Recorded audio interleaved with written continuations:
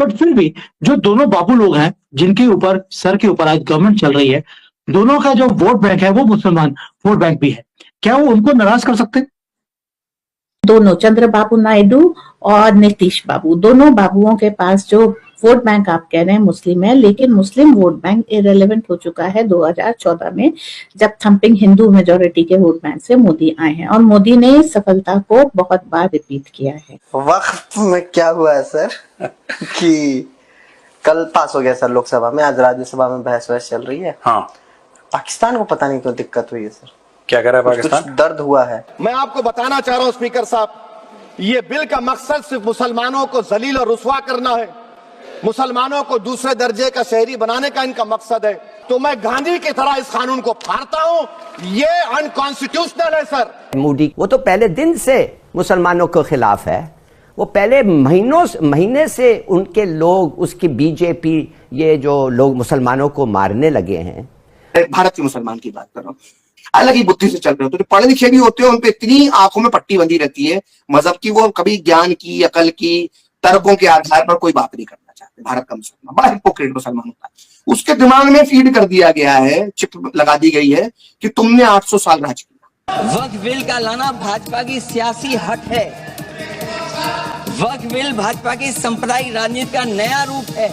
वक्फ amendment bill pass होते ही सबके आंखों के तोते उड़ गए।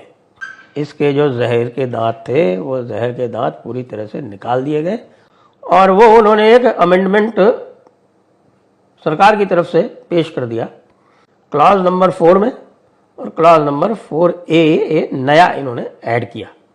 वो ये ऐड किया गया है कि भाई एंशंट मॉन्यूमेंट्स प्रिजर्वेशन एक्ट 1904 और ancient monuments and archaeological sites and remains act 1958, इनके तहत जो भी संस्थाएं प्रोटेक्टेड हैं, उनका वक्फ जो है वो ऑटोमेटिकली वॉइड हो जाएगा।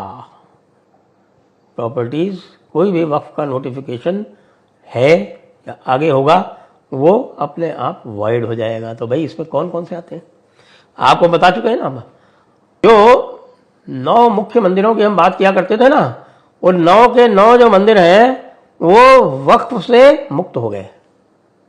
ताजमहल को वक्फ बोर्ड ने अपनी प्रॉपर्टी डिक्लेयर कर रखा है कि साहब ये वक्फ प्रॉपर्टी है, और उसके विरुद्ध ASI जो है वो सुप्रीम कोर्ट में गया हुआ है। अब इसके आते ही ताजमहल से वक्फ बोर्ड का दावा समाप्त। और एक बार और बता दें आपको, खैर सरकारी जमीनों को तो इलाज हो गया, क्योंकि वक्फ बाई यूजर और सरकारी जमीन वाला जो है वो सारा का सारा मामला बिल्कुल क्लैरिटी हो गई उसमें कि किसी भी सरकारी जमीन पर कोई भी वक्फ जो है यदि है तो वो अवैध है और उसका कब्जा वापस ले लिया जाएगा। क्योंकि वक्फ बाई यूजर जो है उसमें लिखा हुआ है कि रजिस्टर्ड वक्फ बाई यूजर जो है उसको रेट्रोस्पेक्टिवली डिस्टर्ब नहीं किया जाएगा। लेकिन पता यह चल रहा है कि 99% वक्फ बाई यूजर तो रजिस्टर्ड है ही नहीं। और एक और प्रावधान आ गया है कि साहब जितनी भी वक्फ प्रॉपर्टीज हैं उनको सबको पोर्टल पर डॉक्यूमेंट्स के साथ में रजिस्टर करना पड़ेगा। वो डॉक्यूमेंट्स ही नहीं है। आपको ध्यान हो कि हजरत ओवैसी ने लखनऊ में जाकर ये कहा था कि भाई 1,23,000 यहाँ पर प्रॉपर्टीज हैं वक्फ की, जो पूरे भारत में सबसे अधिक है। स्वाभाविक रूप से, क्योंकि उत्तर प्रदेश में ही सबसे ज्यादा आतंक चला था इस्लामियों का और खासतौर से मुगलों का। तो 1,23,000 में 1,12,000 का हमारे पास कागज ही नहीं है। अब करो जरा पोर्टल पे रजिस्टर। तो अगर देखा जाए तो जो उसका इम्पैक्ट है। दूसरा ये करते थे कि भाई 500, 600, 800, 1000 साल, 1500 साल, कितनी भी पुरानी जमीन हो, हाँ भाई ये कोई साहब थे हमारे बादशाह साहब, उन्होंने यहाँ पर पाखाना किया था इसलिए ये वक्फ हो गई। ये धंधा बंद। लिमिटेशन एक्ट लागू होगा।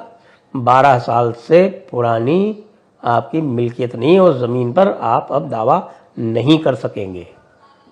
सर, ये वक्फ तरमीमी बिल भारत के गयूर मुसलमानों के ईमान पर, इबादत पर एक हमला है। नरेंद्र मोदी की हुकूमत ने इस मुल्क की सबसे बड़ी अक़लियत के खिलाफ एक ऐलान जंग कर दिया, और ये जंग ना सिर्फ मेरे जिस्म पर है, बल्कि मेरी आज़ादी पर, मेरी समाजी और माशी मार्जिनलाइजेशन पर है। मेरे मदरसे, मस्जिदों, खानखाहों और दरगाहों को निशाना बनाया जा रहा है। और ये हुकूमत सच्चाई को नहीं बयान कर रही है कि ये तरमीमी बिल से मुसलमानों का तहफ़्फ़ुज़, तरक्की और गुर्बत का खात्मा होगा, ये सरासर झूठ है। उसके बरक्स ऑपोजिट आप देख लीजिए, मुस्लिम वक्फ को वक्फ बयूजर निकाल दिया गया। एक मुस्लिम वक्फ की जायदाद पर कब्जा होगा, लिमिटेशन लगेगा, तो जो एनक्रोचर है, जो खाबिज है, वो रातों रात मालिक बन जाएगा और एक गैर मुस्लिम वक्फ बोर्ड को एडमिनिस्टर करेगा। ये आर्टिकल 14 के इक्वल प्रोटेक्शन का वायलेशन। सर, आर्टिकल 25 का वायलेशन कैसे है कि आप मुसलमानों से वक्फ यूजर छीन रहे हैं।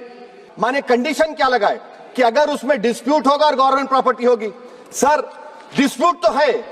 मिसाल के तौर पर मोहिबुल्लाह साहब जिस मस्जिद के इमाम है, पार्लियामेंट के सामने मस्जिद है सर, 123 प्रॉपर्टीज में मस्जिद है, डिस्प्यूट चल रहा है। कल कलेक्टर या डिस्ट्रिक्ट ऑफिसर बोलेगा कि भाई साहब ये गवर्नमेंट प्रॉपर्टी है, स्टिकर लगा दिया जाएगा, मस्जिद बंद, गवर्नमेंट प्रॉपर्टी हो गई, होगी ना सर। अब ये बताइए, आप जब से यहां पर पूरे बीजेपी रूलिंग पार्टी हमको ज्ञान दे रहे हैं कुछ नहीं होगा, कुछ नहीं होगा, मैं दलील के साथ बता रहा हूं आपको। अच्छा, ये अमेंडमेंट जब हो जाएगा तो मुझे कहने दीजिए सर, सिर्फ प्राचीन मंदिरों की हिफाजत होगी, मस्जिदों की नहीं होगी। अब सर आप आ जाइए, अगर डिस्प्यूट मेरा एंशिएंट मॉन्यूमेंट से वक्फ का, एक मिसाल दे रहा हूं, दिल्ली में 172 वक्फ प्रॉपर्टीज एएसआई कंट्रोल में है, मैं तो हार ही गया वो, क्योंकि मेरे पास डॉक्यूमेंट नहीं है। आप कह रहे हैं कि डॉक्यूमेंट चढ़ाओ। अगर मेरा गवर्नमेंट से डिस्प्यूट चल रहा है, मैं तो क्लेम ही नहीं कर सकता, क्योंकि आप जज बनेंगे, आप ही फैसला करेंगे, और जब तक आप फैसला नहीं करते वो वक्फ की प्रॉपर्टी नहीं होगी। वो प्रोविजन डाल दिया आपने इस बिल में, इंक्लूडिंग वुमेन हेयर्स और द वाकिफ on the right of person. Sir, ये आर्टिकल 25 का वायलेशन है, शरीयत एप्लीकेशन एक्ट 37 का वायलेशन, आर्टिकल 300A का वायलेशन है। मैं आपको बताना चाह रहा हूं स्पीकर साहब, ये बिल का मकसद सिर्फ मुसलमानों को जलील और रुस्वा करना है, मुसलमानों को दूसरे दर्जे का शहरी बनाने का इनका मकसद है। हिस्ट्री को पढ़ेंगे तो महात्मा गांधी उस वक्त के सफेद फॉर्म अफ्रीका के कानून को महात्मा गांधी ने कहा था कि ये मेरा कॉन्शियंस इसको मानता नहीं, मैं इस कानून को कबूल नहीं करता हूं। तो महात्मा गांधी ने क्या किया, उन्होंने उस कानून को फाड़ दिया। तो मैं गांधी की तरह इस कानून को फाड़ता हूं, ये अनकॉन्स्टिट्यूशनल है सर। तो दोस्तों, वक्फ जो बिल था वो अब पास हो चुका है पार्लियामेंट में, और जो रिएक्शन था जब ये बिल पास हुआ था, खासकर असदुद्दीन ओवैसी और अखिलेश यादव का, वो तो देखते ही बनता था। बाकी दोस्तों, आप लोग की क्या प्रतिक्रिया है इस वक्फ बोर्ड बिल पास होने पर, वो आप कमेंट सेक्शन में ज़रूर मेंशन कीजिएगा। और ऐसे ही न्यूज़ अपडेट्स के लिए फ्यूचर में आप मेरे इस चैनल को सब्सक्राइब कर सकते हैं। और अगर आपको ये वीडियो अच्छा लगा हो तो चैनल को लाइक ज़रूर कीजिएगा। मिलते हैं नेक्स्ट अपडेट के साथ। जय हिंद, जय भारत।